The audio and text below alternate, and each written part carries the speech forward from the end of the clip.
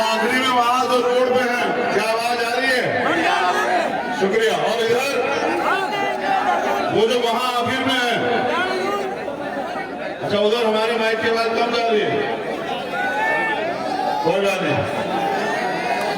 कुछ तो बात है कि हस्ती मिटती नहीं हमारी, कुछ तो बात है कि हस्ती मिटती नहीं हमारी, सदियों रहा है दुश्मन दौरे जमाहार।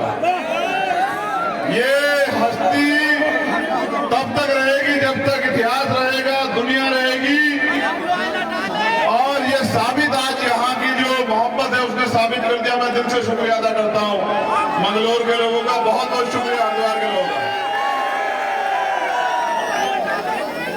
मुझे यहाँ आपने बुलाया, अपनी बात को कहने का मौका दिया, इतने बड़े पैमाने पे आप लोग इकट्ठा हुए। बैठ जाओ, वो तुमसे अपील कर रहे हैं बैठने की, बैठ जाओ। आपकी मोहब्बत के लिए शुक्रिया, मगर अनुशासन बनाओ। वो देखो जो लोग पीछे बहुत दूर खड़े हुए हैं और जो दीवारों में खड़े हुए हैं, उनके बारे में भी सोचो। अगर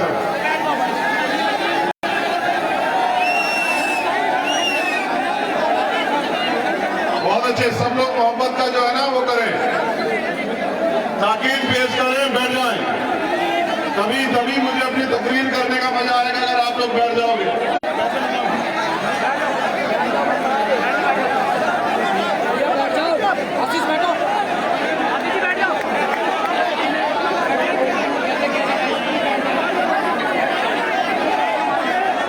बहुत शुक्रिया, आपसे भी कह रहे हैं बैठ जाइए ना, क्यों और खराब करा रहे हैं? आप हमारे लोग हैं, किसी द्वारा भेजे गए, बैठ जाओ।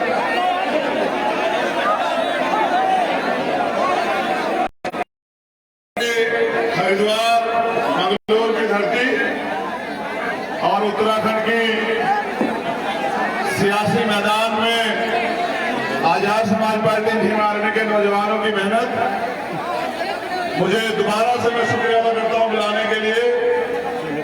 मेरे दिल पर तो शायद मेरी बात हर व्यक्ति तक नहीं पहुंच पाएगी, तो जो लोग शोर कर रहे हैं वो मेरे और आपके बीच में बाधा है। मैं दिल से कह सकता हूं कि वो हमारे लोग नहीं हो सकते। जो हमारा है वो तो हमारे ऊपर जान उठाता है, जो हमारा है वो तो हमारी एक आवाज पे मरने मिटने के लिए तैयार है। वो क्या हमारी बात नहीं मानेगा? वो मानेगा हमारी बात, लेकिन जो नहीं मान रहा है वो हमारा नहीं है। और सियासत में जो हमारा नहीं है उसको भी हमारा बनाया जाता है। तो आपने यहां बुलाया, मैं इस रैली के लिए सबकी टीम, विधानसभा की टीम, हमारे नेता आजाद समाज पार्टी के प्रदेश अध्यक्ष महक सिंह जी, इस प्रोग्राम के आयोजक हमारे छोटे भाई मोनिश जी, इस मंच पर उपस्थित उत्तराखंड के चुनाव प्रभारी, मुख्य प्रभारी अहमद भाई, नितिन जी मेरे साथ चल के आए, अजीत गुर्जर जी, गौतम प्रधान साहब और उत्तराखंड का एक कार्यकर्ता पदाधिकारी। साथियों, मैं बस 15 मिनट आपसे बात रखना चाहता हूं। बात हो कि महाराज गुरु नानक देव, संत कबीर अपने गुरुओं महापुरुषों को नमन करते हुए आप सबको जय भीम, अस्सलाम वालेकुम, सत श्री अकाल, नमस्कार। आज बात ज्यादा करने के लिए महापुरुषों को तो मैं एक बार में नमन कर लेता हूं। परम पूजनीय बाबा साहब अम्बेडकर, मान्यवर साहब श्री काशीराम और ये नौजवान साथियों, ये आपके बराबर में उत्तर प्रदेश लगता है। शामली से हम लोग चल के आए, वहां एक बड़ी रैली थी और जो ताकत आपने यहां दिखाई उतनी ताकत वहां पर भी थी। और वो ताकत जब वो रोड से गुजर रही थी तो लोगों को समझ आ रहा था कि आज आजाद समाज पार्टी भीम आर्मी के लोग अपनी ताकत का प्रदर्शन कर रहे हैं। लेकिन जब मैं यहां आया और मैंने यहां के लोगों को देखा तो मुझे एहसास हुआ कि उत्तराखंड भी किसी पीछे नहीं। उत्तराखंड वालों ने भी ऐलान जंग कर दिया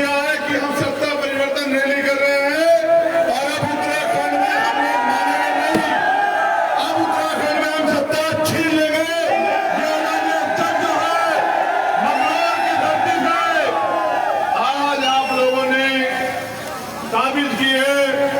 मगर जिम्मेदार साथियों, चुनाव आपके बीच आने वाला, लोग आपके बीच आएंगे और इस 70-72 साल की इस आजादी में, आजाद भारत में आपने ये भी देखा कि हमेशा जो वंचित वर्ग के लोग हैं, दलित हैं, पिछड़े हैं, मुसलमान हैं, सिख हैं, बौद्ध हैं, जैन हैं, पारसी हैं, वो सिर्फ और सिर्फ वोटर ही बने।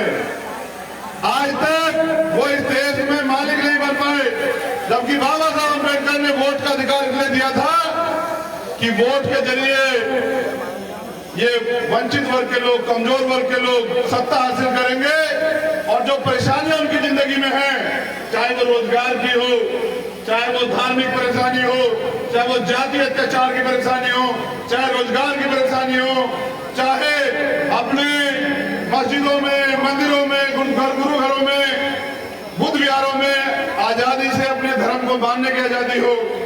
और मैं समझता हूं कि आज तक भी वो आजादी अधूरी। सत्ता होती क्यों है?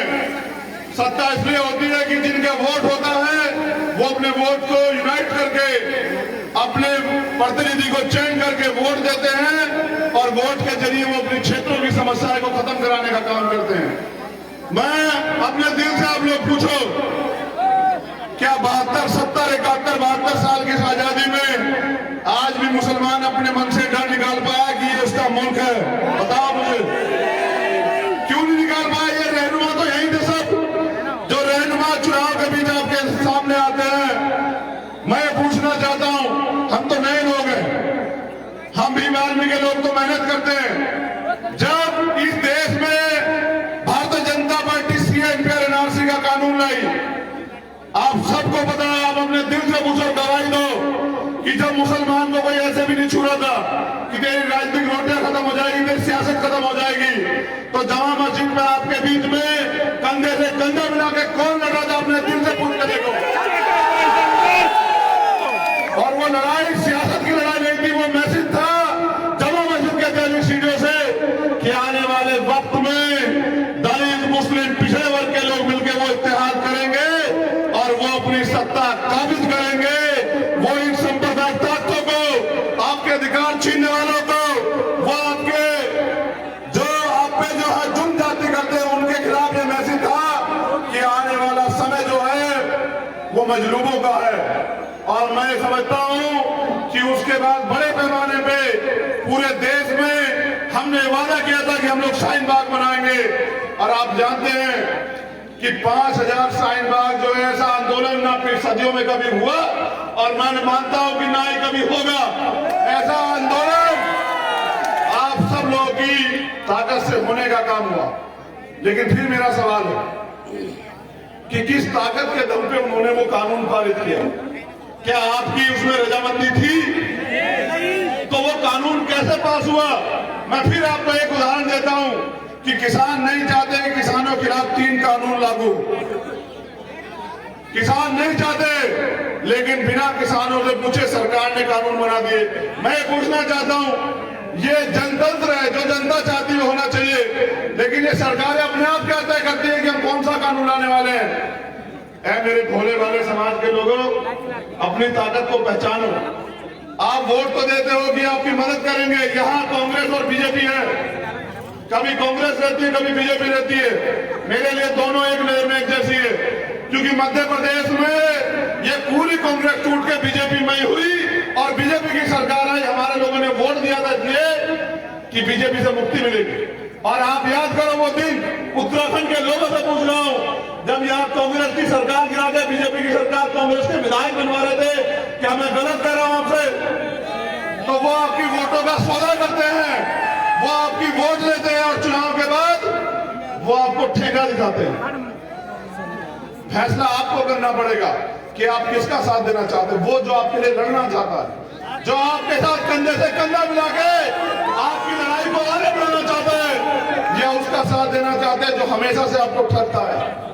क्या अगर इस लोकतंत्र में सत्ता भी आई, सेंटर में भी कांग्रेस की सरकार रही, बीजेपी की भी सरकार रही, क्यों आपके बुनियादी मसलों पर चर्चा नहीं होती है?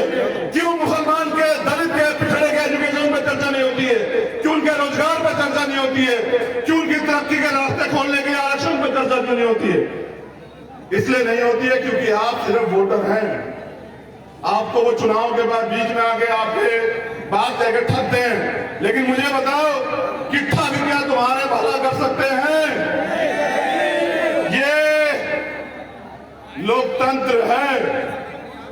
इसको मैंने आज भी कहा, नाम देते हैं राजतंत्र का, राजनीति की बात करते हैं। राजनीति का मतलब समझते हो? अब तक आपके साथ हुआ क्या है? राजनीति तो हुई है।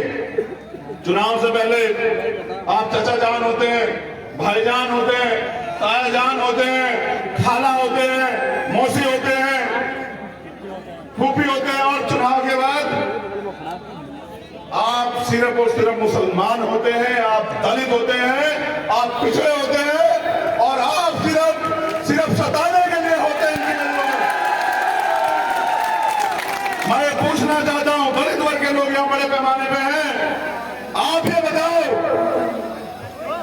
संविधान से जो अधिकार मिले उनको कौन छीनना चाहता है? बीजेपी। और संविधान को बचाना कौन चाहता है? जब हम बचाना चाहते हैं और वो छीनना चाहते तो सीधी लड़ाई उनसे तो है, बीच में तो कुछ है ही नहीं। जिनके एजेंडे में ना तो जाति, ना धर्म, ना मजहब, ना मुसलमान, ना दलित, ना पिछड़ा, ना किसान, ना मजदूर, ना महिलाएं, कब तक जो है उनके भरोसे सियासत करोगे मेरे भोले भाले समाज के लोगों? ये उत्तराखंड है। हमारे यहाँ कहते हैं कि हरिद्वार मनुवाद का गढ़ है। मैं यहाँ से कहता हूँ कि ये तो बहुजन समाज का गढ़ है। आने वाला कल जो है समाज पार्टी का होगा। आप एक मत आप यही रहते हैं। राजनीति का मतलब सिर्फ वोट नहीं होती। वोट तो आप देते हैं। आप अपने दिल से हाथ रख के पूछो। मंगलोर की सरजमीन से पूछ रहा हूं, आप अपने दिल पे हाथ रख के पूछो, जब आपके साथ जुल्म ज्यादती होती है तो कौन खड़ा होता है आपके साथ? और कोई ऐसा मौका भी बताओ, चाहे राबिया बहन का मामला हो या किसी और का मामला हो, एक ऐसा मौका बताओ जो बीमारी के लोगों ने अपने भाइयों का हाथ छोड़ा। एक तरफ वो लोग हैं जो सिर्फ वोट चाहते हैं, और एक तरफ वो लोग हैं जो आपके साथ कंधे से कंधा मिला के इस लड़ाई को आगे बढ़ा के आपका राज स्थापित कराना चाहते हैं, कमजोर लोगों को ताकत बनाना चाहते हैं। कब तक, आखिर कब तक जो है मोहरे बने रहोगे? बताओ, क्या तुम्हें अपने बच्चों के बारे में फैसला नहीं लेना? क्या तुम नहीं समझते हो कि वो कहते हैं मैं हिंदू राष्ट्र बनाना है? कौन रोक रहा है? उनके खिलाफ कौन लड़ रहा है? बताओ। तो फिर मुझे अपने दिल से पूछो, हिंदू राष्ट्र में दलितों क्या होगा? तो भी पता है तुम्हें? पता है? वो होगी जो संविधान से पहले थी। ना मकान बनाने की आजादी, ना संपत्ति बनाने की आजादी, ना स्वाभिमान से जीने की आजादी, ना पढ़ने की आजादी, ना नौकरी करने की आजादी, और ना ये मंच सजेगा, ना आप पे वोट होगी, ना आपके मोहल्ले में कोई आपके पैर छूने आएगा, ना आपको कोई जानवर से ज्यादा कुछ समझेगा। हमारे दलित वर्ग के लोगों, पिछड़े वर्ग के लोगों, यही हैसियत है। तो मैं आपसे पूछना चाहता हूं मेरे साथियों, मुझे आपने मौका दिया, जब हम एकजुट होके इस हरिद्वार की सियासत में, उत्तराखंड की सियासत में भागीदारी करके सरकार बना सकते हैं, तो आप लोग किसके भरोसे? ये कुछ मुस्लिम साथियों को ये भ्रम भी फैलाया गया होगा कि भाई उनके साथ तो लोग ही नहीं है, मगर मैं लिख के कहता हूं कि आज हरिद्वार का जर्रा जर्रा बोल रहा है कि और बंद इसलिए नहीं है, बंद तो 27 तारीख को कल किसानों ने बुलाया है। बंद इसलिए है कि वहां बहुजन समाज के लोगों ने, दलित, पिछड़े, मुसलमानों ने इत्तेहाद किया है और ये ऐलान किया है कि अब आने वाला समय वो कमजोरों का होगा। कि एक तरफ वो लोग हैं जो जालिम और जालिम का साथ देते हैं, एक तरफ वो लोग हैं जो जुल्म के खिलाफ लड़ रहे हैं। ये मेरी जो बाजू है, जैसा मैं कह रहा था, यहाँ जितने भी कार्यकर्ता हैं वो हर एक चंद्रशेखर आजाद, और जितना मोल मेरे लिए एक अमीर कार्यकर्ता का है, उतना ही मोल मेरे लिए एक गरीब कार्यकर्ता का है। वो गरीब कार्यकर्ता मेरे सर माते हैं और वो अमीर कार्यकर्ता मेरे सर माते हैं। लेकिन मैं कह रहा हूं, आपको फैसला लेना पड़ेगा। आप जानते हैं ना मुझे, मैं मांगने में भरोसा नहीं रखता हूं। चंद्रशेखर आजाद मांगता नहीं, आप इस बात को जानते हैं। हम ये जानते हैं जिसमें दम होता है वो छीन लेता है। हम अपना हिस्सा छीनने के लिए आए हैं। और मैं फिर कह रहा हूं सियासी लोगों को, हमारी लड़ाई उनसे नहीं। जिस दिन ये लोग तैयार हो जाएंगे ना, आवाम तैयार हो जाएगी। मैंने बड़े बड़े दरखत जो हैं, वो कहते हैं ना कि मगरूर आंधियां दरख्तों को पटक जाएंगी, मगरूर आंधियां दरख्तों को पटक जाएगी और वही साथ बचेगी जो लचक जाए। मैं फिर कह रहा हूं आपसे, और वही व्यक्ति जब बीजेपी में मिल जाएगा फिर क्या करोगे? ये सुनो, ये सोच बदलो। अगर आप इस सोच को अपने दिमाग में रख, जहन में रख के वोट दोगे तो जो आपके लिए लड़ना चाहता है उसके विश्वास को कितना बड़ा चोट पहुंचेगी, समझते हो? वो क्यों लड़ेगा? उसके मन में तो रहेगा कि यार ये तो मेरे साथ भी नहीं खड़े होंगे, क्योंकि जो लड़ेगा ना उसको सहना पड़ेगा। वो जेल भी जाएगा, वो मुकदमा भी झेलेगा, उस पर गोली भी चलेगी, उसका अपमान भी होगा, सब कुछ होगा। ये जालिम सरकार उसको तोड़ने का काम करेगी, उसको कौन सुरक्षित रखेगा? आपने पहले भी इस देश की आजादी में कुर्बानियां दी है। क्या हम रेशमी रुमालदारी को भूल गए? हम नहीं भूले रेशमी रुमालदारी को। ये यूपी का हिस्सा ही था, जिसको अब उत्तराखंड 2000 में जो बन गया, उससे पहले ये भारत था। और भारत में जब रेशमी रुमालदारी चली, इस देश के मुसलमानों ने कुर्बानियां दी। एक पेड़ पे शामली जब तोपखाना लूटा गया, एक पेड़ पे एक मौलवी, और यहां से शामली से लेकर दिल्ली तक इतना बड़ा इतिहास इस देश की आजादी के लिए। और जिसने आजाद किया, आज वो अपने आप को साबित करता फिरता है कि मैं देश का वफादार हूं।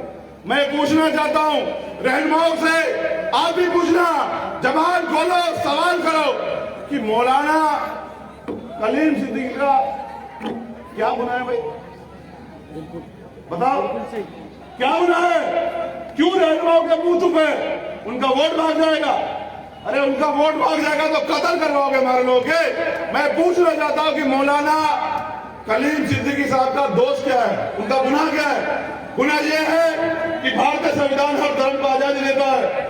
आर्टिकल 25-26 के अपने धर्म की प्रचार प्रसार करे, अपनी कौम को आगे बढ़ाने के लिए काम करे। हम भी कर रहे हैं, हम इसे अपनी कौम मानते हैं, बहुजन समाज को हम भी कर रहे हैं, वो भी कर रहे हैं। लेकिन भारतीय जनता पार्टी में चुनाव लड़ने कोई मुद्दा नहीं है मेरे दोस्तों। उनको मुद्दा बनाना है।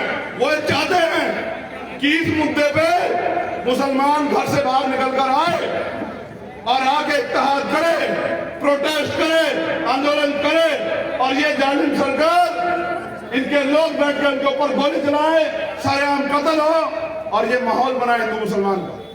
मैं दलित वर्ग के लोगों को पूछना चाहता हूं, अगर तुम हिंदू होते तो तुम्हें पानी पीने के लिए किसने रोका? तुम्हें मंदिर में घुसने के लिए किसने रोका? तुम पे पढ़ने की फाउंडेशन किसने लगाई कि नहीं पढ़ोगे? तुम्हें संपत्ति रखने का अधिकार तुम्हारा किसने छीना? तुम्हें इस देश में गुलाम बना के रखने के लिए कौन जिम्मेदार? सदियों से आपको गुलाम बना के रखा गया। मैं दलित और पिछड़े वर्ग के लोगों से कह रहा हूं कि हिंदू सिर्फ और सिर्फ चुनावी मोहरा है। चुनाव के बाद आप पिछड़े हो जाते हैं, और पिछड़े वर्ग के लोग यहाँ मौजूद हैं। ये बताओ, जातिगत जनगणना क्यों नहीं करवा रही सरकार? अगर पिछड़े वर्ग के देशी है तो क्यों जातिगत जनगणना में भाग रही है? इसलिए भाग रही है कि पता लग जाएगा कि इस देश की सत्ता पे, सिस्टम पे कौन काबिल है, कौन प्रमुख सचिव है, कौन जज है, कौन आईपीएस है, कौन आईएएस है, कौन सीबीआई का हेड है, कौन ईडी का हेड है, कौन इनकम टैक्स का हेड है, कौन आईबी का हेड है, और ये संस्थाएं करती क्या है? अगर मैं कहता हूं, संविधान भी कहता है कि चाहे दो दोषी बच जाए, लेकिन एक निर्दोष को सजा नहीं होनी चाहिए। मैं यहां से ऐलान करता हूं कि अगर मौलाना कलीम साहब पे जुर्म ज्यादती बढ़ाई गई है, उनके साथ छल किया गया, तो आजाद समाज पार्टी पूरे देश में इत्तेहाद करेगी और सरकार की नींव हिला देगी, याद रखिएगा।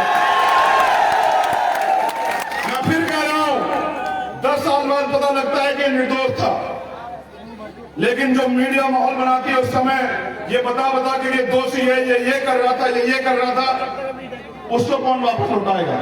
उसके बाद 10 साल कौन लौटाएगा? फिर कह रहा हूं, रहनुमाओं का भरोसा छोड़ो। खामोश मिजाजी तुम्हें जीने ना देगी, खामोश मिजाजी तुम्हें जीने ना देगी। इस दौर में जीना है तो कोहराम मचा दो, कोहराम। भीम आर्मी के लोग सुनिए, भीम आर्मी के लोग ना तो सीबीआई से डरते भाई, डरते हैं क्या? ना ईडी से डरते, ना इनकम टैक्स से डरते, ना आईबी से डरते, बिल्कुल नहीं। अगर कमजोर है तो हमारी एकता नहीं बन पाई इस वजह से। फिर कह रहा हूं, जाग जाओ, फैसले लो। आपने आजमा लिया है, आपने देख लिया है, आप ताकत जानते हैं। गुमराह होना बंद करो, एकजुट बन जाओ, ताकत बना के आगे बढ़ो और अपने भविष्य के फैसले, अपनी आने वाली नस्लों के फैसले खुद लिखो, क्योंकि सत्ता वो चाबी है। आप मुझे देकर देखो उत्तराखंड की चाबी। अगर 1 महीने में आपकी तरक्की के रास्ते भी खोल दे तो जिंदगी में राजनीति करना छोड़ दो, घर बैठ जाऊंगा। आपने तमाम लोगों को आजमाया, इस बार मेरा साथ देना, कोई फांसी नहीं चढ़ा रहा तुम्हें। तुम लोग कल भी अपने आप लड़ रहे थे और आगे भी लड़ोगे। तुम्हारे साथ जो खड़ा होगा वो तुम्हारा अपना है। आप, मैं फिर कह रहा हूं, आपने सबको ताकत दी है, मेरे जिम्मेदार लोगों, आपने सबको ताकत दी। मैं आपसे दोनों हाथ फैला के ताकत मांग रहा हूं। एक बार अपने इस खून को, अपने भाई को ताकत देके देखो। अगर वारे नारे ना कर दिए तब मुझे कह देना। आप फैसला आपके हाथ है, मेरे पास काम बहुत ज्यादा, फैसला आपके हाथ है।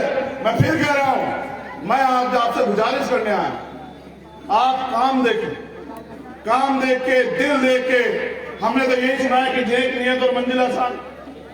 यहां पूरी ईमानदार से बताना, जितने लोग हैं, अभी हमारे प्रदेश अध्यक्ष जी कह रहे थे कि एक पार्टी ने यहां परिवर्तन रैली निकाली थी, हमारे लोगों को 500 रुपए दिए कि आ जाना।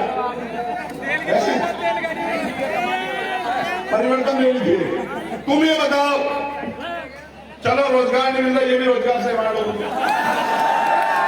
ये सरकार और रोजगार तो दे सकती। मैं आपसे पूछ रहा हूं, कोई एक शख्स हाथ उठा के बताए जो यहाँ, जो पैसों में रहा, जिसको पैसे दे दे। ये मोहब्बत करने वालों की भीड़ है, और भीड़ नहीं है, ये आवाम है। इसके लिखे फैसलों को दुनिया की कोई अदालत चैलेंज नहीं कर सकती। याद रखना मेरे साथियों, आप यहाँ जो है ना, आप अपने आप को कमजोर समझना बंद करो, अकेला समझना बंद करो। आप आवाज लगाओ, जहां आप पसीना दोगे वहां खून देने का काम हम लोग करेंगे। आप आवाज, आप अपने मुकद्दर का फैसला खुद करो। और आप ये भी समझो कि ये जो गरीबी, बेबसी, ये जो परेशानियों की जिंदगी आप लोग जी रहे हैं, जहां साथ भी नहीं ले पा रहे, अपने हक के लिए बोल नहीं पा रहे, इसका जिम्मेदार कौन है? वो जिसको आप रहनुमा मान के वोट दे रहे थे, वो, या वो जो आज सत्ता में काबिज है? ना वो रहनुमा आपका और ना वो जो सत्ता में काबिज जो बैठा है वो आपका, क्योंकि ये लोग सिर्फ और सिर्फ आपको चुनाव के समय याद करेंगे। लेकिन यहाँ एक ऐसी पार्टी भी है, एक ऐसा संगठन भी है जिसके कार्यकर्ता ना बारिश से डरते, ना तूफान से डरते, ना आंधी से डरते, ना रात से डरते, ना दिन से डरते, ना धूप से डरते, और ना ही लड़ने से डरते। वो जेल नहीं बनी जिसका डर जो है भीम आर्मी को झुका दे। याद, मैं तो फिर कह रहा हूं, उत्तराखंड की धरती से, उत्तराखंड के मुख्यमंत्री को भी कह रहा हूं कि आने वाला समय जो है ना, वो तुम्हें हमारे लोग मुंह से नहीं, वोट से जवाब देकर बताएंगे कि हम यहाँ नौकर हैं या हम यहाँ मालिक हैं इस प्रदेश में। ये फैसला हमारे लोग अपनी वोट से करके बताएंगे। और मैं नौजवानों से कह रहा हूं, ये बाबा साहब संदेश देके गए। बाबा साहब ने कहा कि जिस कौम का युवा जीते जी उस कौम के हकों की लड़ाई नहीं लड़ता, वो जीते जी भी मरे के समान होता है। और जिस कौम का युवा जीते जी उस कौम के हकों की लड़ाई लड़ता है, वो मरकर भी अमर हो जाता है। उन्होंने ये भी कहा कि सत्ता वो चाबी है जो आपके सारे रास्ते खोल सकती है। और उन्होंने ये भी कहा कि सत्ता में भागीदारी ना करने का सबसे बड़ा नुकसान ये है, राजनीति जिसको राजनीति कहते हैं, वो ना करने का सबसे बड़ा नुकसान ये है कि अयोग्य लोग आप पे शासन करते हैं। बताइए, जिनको चाय बेचनी थी वो देश बेच रहे हैं, और जिनको देश चलाना था वो लोग जो है रोटी रोटी के लिए मोहताज हो रहे। शर्म करो यार, अपनी ताकत को पहचानो, निकलो घर से। इतना सा उत्तराखंड, इतना सा उत्तर प्रदेश में तो हमने वो माहौल तैयार कर दिया कि वहां तो लोगों को ये मन बन गया है, यहां जिला पंचायत चुनाव नहीं होते वरना हम बता देते कि हमारे पाले में क्या है। समझ रहे हो? ये गरीबों की आवाज है। आजाद समाज पार्टी, भीम आर्मी एक गरीब की आवाज है। तो यूपी में तो हमने बता दिया कि हमें कितनी क्षमता है। अगर उत्तराखंड में बीजेपी के लोग चुनाव करवाते पंचायत का, तो पता लग जाता है लोगों को कि हरिद्वार जनपद में हवा किस ओर बह रही है। मैं आपसे कह रहा हूं कि जिन्हें अजमा लिया, हमारे बाबूजी कहते थे कि अजमाए हुए को अजमाना बहुत बड़ी बेवकूफी होती है। जिनको अजमा लिया उनको भूलो और नए लोगों को मौका दो, और फिर देखो कि हवा किस ओर चलती है। हवा आपकी ओर चलेगी, याद रखना मेरी बात। भीम आर्मी वो टीम है जो बिना सरकार जैसा माहौल बना के रखते बताओ। जालिम का रसूख, जालिम की ताकत कांपती है जब भीम आर्मी के लोग मेहनत करते हैं। मैं आपसे कह रहा हूं, भीम आर्मी के लोग, आजाद समाज पार्टी के लोग, मैं आपसे कह रहा हूं, अपने दिल की बात कह रहा हूं साथियों। वक्त बहुत कम है, जोर लगा दो। कुछ को मैं जगाता हूं, कुछ को तुम जगा दो, और चारों तरफ माहौल बना दो, और आने वाला दौर गरीबों का ला दो। ऐसी मेरी जो है ना आप लोगों से गुजारिश है। तो मैं अपनी बात को विराम देता हूं एक शायरी के साथ कि रख हौसला वो मंजर भी आएगा, रख हौसला वो मंजर भी आएगा, और प्यासे के पास चलकर समंदर भी आएगा। यूं थक हार के ना बैठ मंजिले मुसाफिर, मंजिल भी मिलेगी और मिलने का मजा भी आएगा। कोई गुजारिश करे आपसे, दोनों हाथ उठा के बताओ कि कोई गुजारिश करना अगर आपसे चाहे, कोई मेहमान आपका, तो क्या उसको इजाजत है? दोनों हाथ उठा के बताओ, तभी मानेंगे। शुक्रिया। कि ये चांद, ये सितारे मेरे साथ में रहे, जब तक आपके हाथ मेरे हाथ में हैं, और साथ से टूटकर गिर जाए वो पत्ते नहीं हैं। आंधियों से कह दो औकात में है। आने वाला कल गरीबों का है, नौजवानों का है, दलितों का है, मुसलमानों का है, पिछड़ों का है, अल्पसंख्यकों का है, सिखों का है, जैनों का है, बुद्धिस्टों का है, पारसियों का है, उन लोगों का है जिनको सत्ता से बाहर रखा गया। मैं फिर कह रहा हूं, इस बार किसी की बातों में मत आना। हो सकता है कि मेरी जिंदगी में दिन कम हो, लड़ाई बड़ी महत्वपूर्ण, हो सकता है दिन कम हो, मैं आपके लिए दुआ न लौटूं, मगर मैं विश्वास से कह रहा हूं कि मैंने जो लोग तैयार किए हैं वो धोखेबाज नहीं है, वो धोखेबाज नहीं है, वो आपकी लड़ाई को मंजिल तक लेके जाएंगे।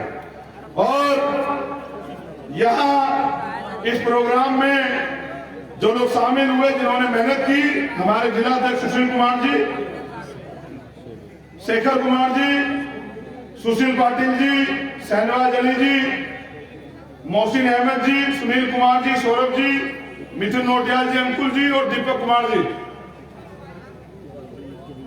रिंकी जी, रविंद्र लामा जी, अनुराग पंत जी, राहुल जी, मनोज जी, सनोज जी, धर्मेश जी, मांगेराम जी, शिव कुमार जी, अरुण जी, मोहनदास जी, किरत जी, सुशील पाटिल जी, महक सिंह जी, एहतराम जी, नीरज कुमार जी, अदर अंसारी जी, खुर्शीद जी, मेजर शहनवाज जी, सुक्रम पाल जी, और भीम आर्मी के जो नौजवान हैं, हमारे हरदिल अजीज नेता, भीम आर्मी के प्रदेश अध्यक्ष, भीम आर्मी के जिला अध्यक्ष अमीश कपिल जी, और जो भीम आर्मी की पूरी टीम है, एक एक कार्यकर्ताओं को धन्यवाद।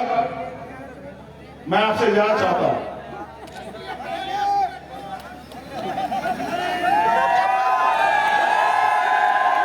आपकी मोहब्बत का एहतराम, सवाल ये नहीं है, सवाल ये है कि आप समझ जाओ, आपका मुस्तकबिल आपके हाथों में है, आपको तय करना है। कब तक जालिम के सहारे लड़ोगे यार? कभी वफादारों खुददारों के साथ भी जो है ना खड़े होकर लड़ो। देखो अगर लड़ने का मजा ना आए तब कहना, मैं दिल से कह रहा हूं, मेरी बहुत बहुत मोहब्बत है आप लोगों को। लेकिन याद रखिए कि जब आपके साथ कोई परेशानी खड़ी होगी, पहले तो ना हो, थोड़ा लेकर के कह रहा हूं कि ना हो, लेकिन जब होगी तो बिना आवाज के अगर कोई खड़ा होगा तो वो बीमार और आजाद समाज पार्टी के लोग होंगे। वो चंद्रशेखर आजाद होगा, वो आपका अपना भाई होगा और वो आपका अपना खून होगा। बहुत बहुत शुक्रिया। अच्छा, ये सहमदर भी है, बहुत सारे साथी हैं।